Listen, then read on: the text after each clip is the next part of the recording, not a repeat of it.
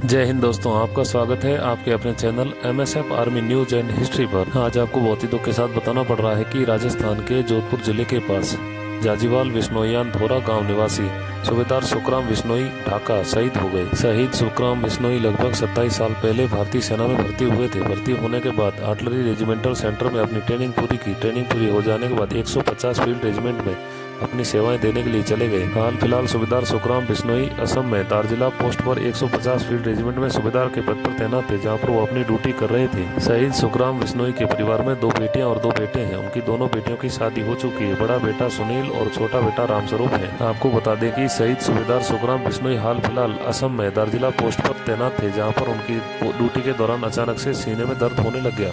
आसपास के साथियों ने उन्हें तुरंत ही नजदीकी अस्पताल में भर्ती करवाया गया, जहां पर इलाज के दौरान उन्होंने दम तोड़ दिया और देश के लिए शहीद हो गए। जैसे ही सूबेदार सुखराम बिश्नोई के शहीद होने की सूचना उनके परिजनों को मिली तो उनकी बेटी और बेटियों का रो रो कर बुरा हाल हो रहा था। पत्नी बार बार बेहोश हो रही थी। शहीद सुखराम बिश्नोई का पार्थिव देह शरीर बागडोगरा से जोधपुर एयरपोर्ट तक हवाई जहाज के द्वारा ले जाया गया। जोधपुर एयरपोर्ट पर पार्थिव देह शरीर को सेना के पुलों से सैन्य वाहन से पार्थिव देह शरीर को उसमें रखा गया और पार्थिव देह शरीर को पैतृक गाँव के लिए रवाना किया गया। जैसे ही पार्थिव देह शरीर बनाड़ पहुंचा तो आसपास से गाँव से लोगों की भीड़ उमड़ पड़ी और पुष्प वर्षा करके उनको श्रद्धांजलि दी। बनाड़ से लेकर उनके पैतृक गांव जाजीवाल बिश्नोईयां तक तिरंगा यात्रा निकालकर शहीद को सम्मान दिया गया। जैसे ही पार्थिव देह शरीर उनके पैतृक गांव जाजीवाल पहुंचा तो आसपास से गांव से लोगों की भीड़ उमड़ पड़ी और शहीद सुखराम बिश्नोई अमर रहे के नारे लगाने लगे। पार्थिव देह शरीर पैतृक गांव पहुंचने के बाद अंतिम दर्शन के लिए उनके घर के आंगन में रखा गया। अंतिम दर्शन हो जाने के बाद पार्थिव देह शरीर को मोक्षधाम ले जाया गया, जहाँ पर सैन्य टुकड़ी द्वारा गार्ड ऑफ ऑनर देकर सैन्य सम्मान के साथ अंतिम संस्कार किया गया। जिस तिरंगे में लिपट कर आए थे वो तिरंगा उनके बड़े बेटे सुनील को सौंपा गया और बड़े बेटे सुनील ने उन्हें मुखाग्नि दी और हमेशा हमेशा के लिए पंच तत्व में विलीन हो गए। हम सैल्यूट करते हैं, नमन करते हैं देश के ऐसे वीर जवान को जो देश की रक्षा करते करते अपने प्राण न्यौछावर कर देते हैं। जय हिंद।